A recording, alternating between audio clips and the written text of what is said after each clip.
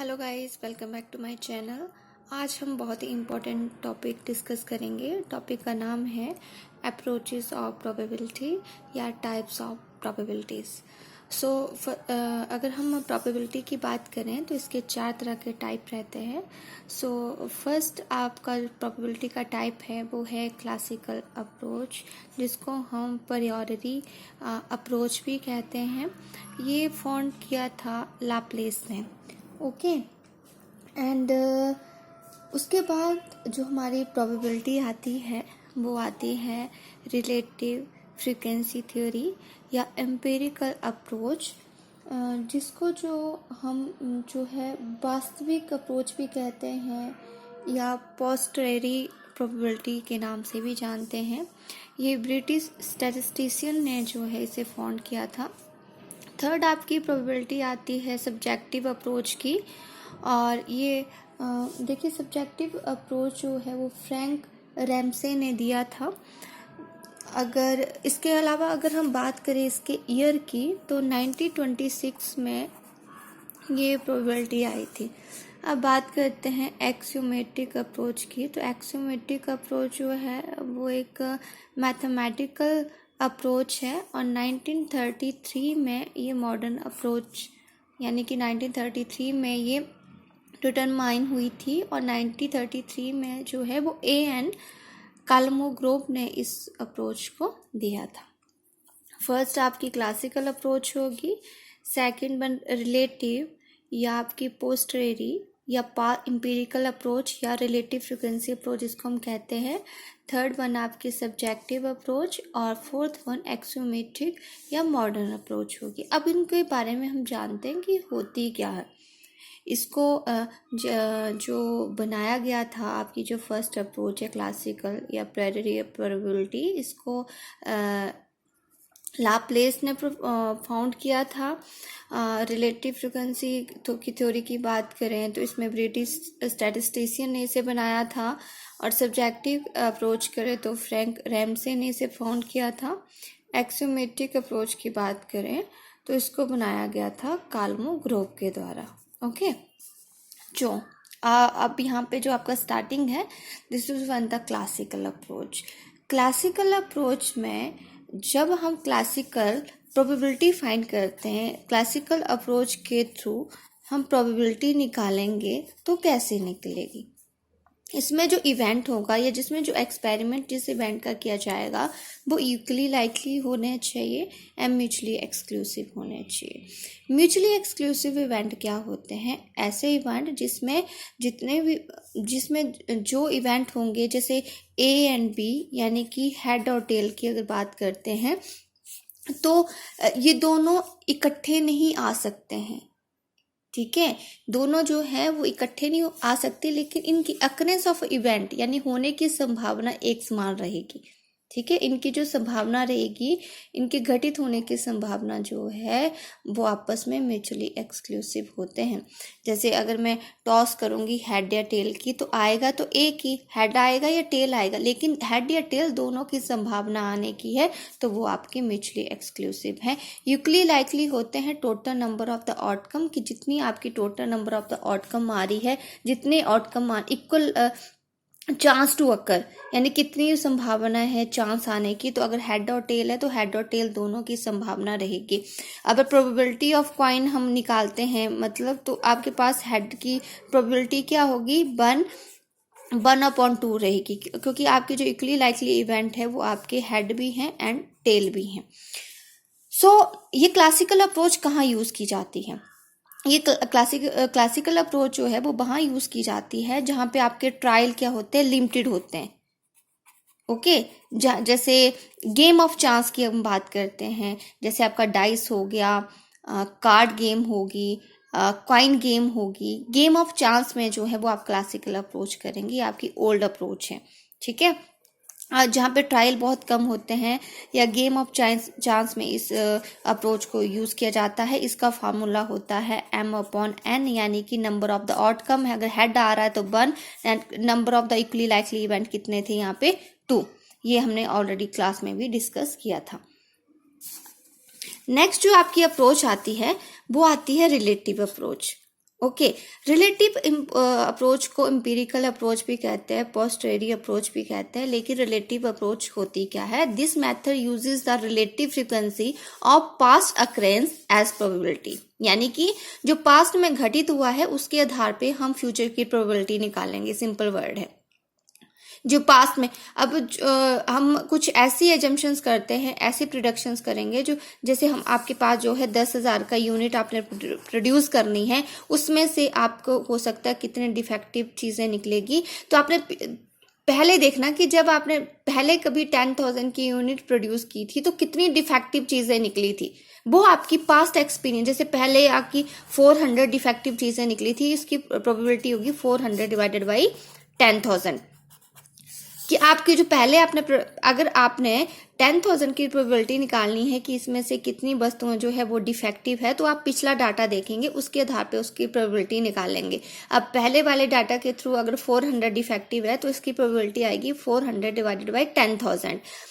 Relative frequency जो है वो पास्ट एक्सपीरियंस के ऊपर डिपेंडेंट होती है, पास्ट अकरेंस के ऊपर डिपेंडेंट होती है, पहली बात। दूसरा, ये ट्रायल, जहाँ पे trial number of the trial large होते हैं या आपको नंबर ऑफ ट्रायल लार्ज करने हैं, तो वहां पे आपकी रिलेटिव अप्रोच आप यूज करेंगे। Another one thing, condition stable होनी चाहिए।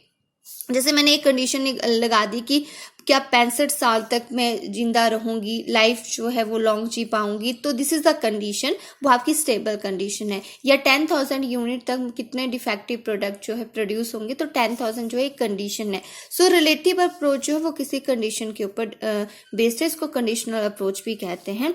सॉरी, इसको कंडीशन नहीं, it is depend upon the past occurrences, इसको पास्ट अप्रोच के नाम से या जो है पोस्टेरी अप्रोच या एम्पिरिकल अप्रोच के नाम से भी जानते हैं।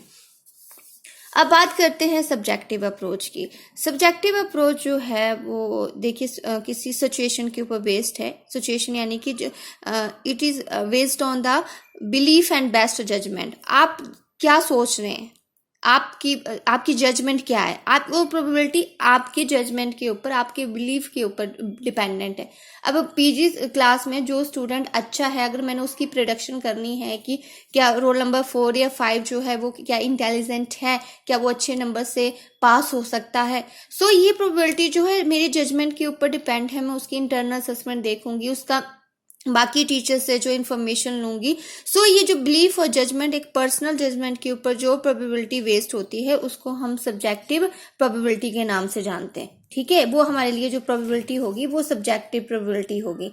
सो subjective probability person to person vary करती है। जैसे रोल नंबर 3, अगर मैं 4 की बात करूं तो 3 के लिए जजमेंट प्रोबेबिलिटी अलग होगी। मे बी क्या वो स्टूडेंट पास हो पाएगा या अच्छे इसके जो है वो 80% आएंगे, तो हो सकता है 3 के 80% आ जाए, 4 की प्रोबेबिलिटी में 80% नहीं आए।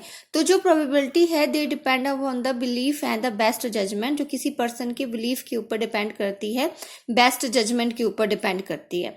ओके, तो ये जो प्रोबेबिलिटी है ये पर्सन टू पर्सन वेरी करती रहती है, इस सब्जेक्टिव अप्रोच में आती है।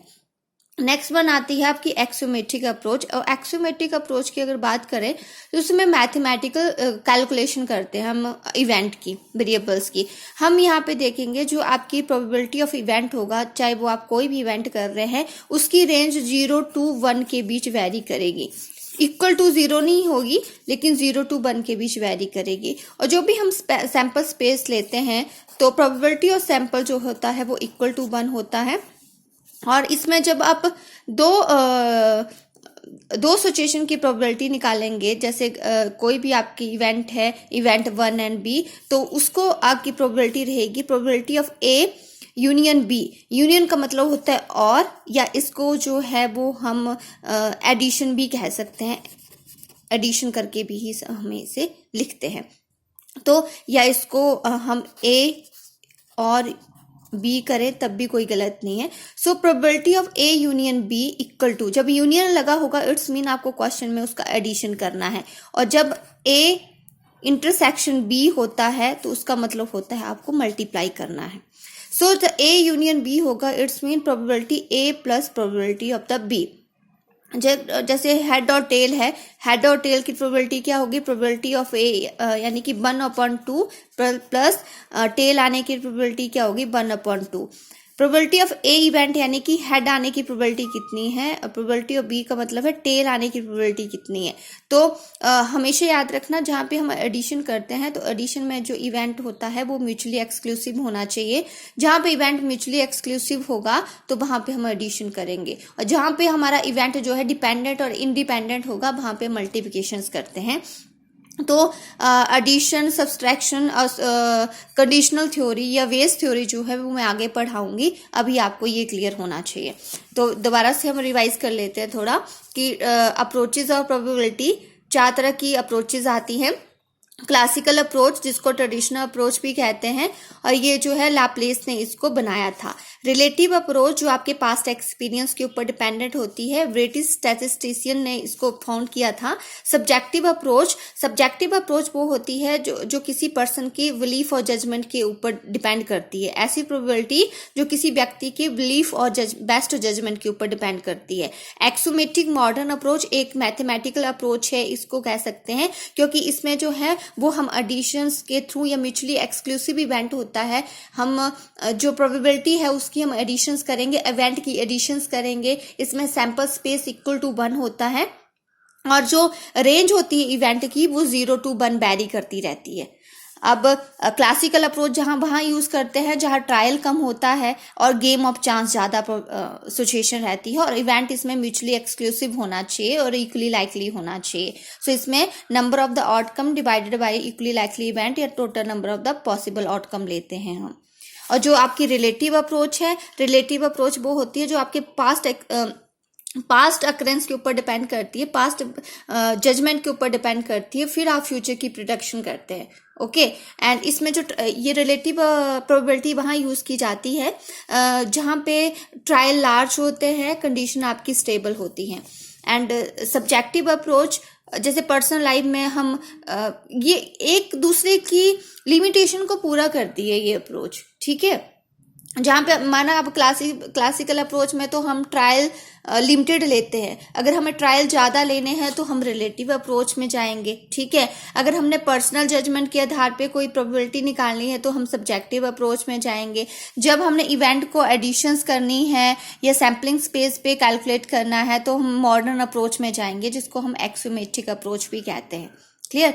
तो ये अप्रोचेस हैं, और बाकी जो नेक्स्ट फर्दर इसका यूजेस ऑफ प्रोबेबिलिटी एक्सेट्रा है तो उसको हम बाद में पैरामीट्रिक, नॉन पैरामीट्रिक, तो इसके बारे में हम नेक्स्ट वीडियो में डिस्कस करते हैं।